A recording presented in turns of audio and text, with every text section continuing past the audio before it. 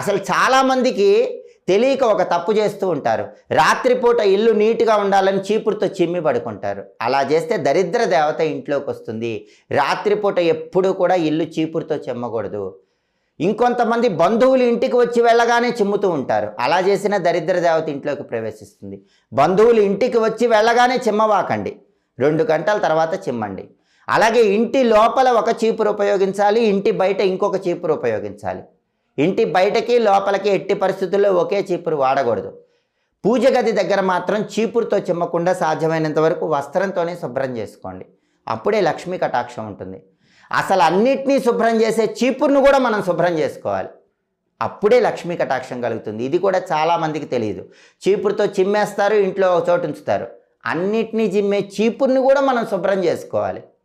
చీపురుని నీళ్లతో కడిగి చక్కగా ఆరబెట్టుకోవాలి. ఎప్పుడో తెలుసా? దానికి ఒక స్పెషల్ టైం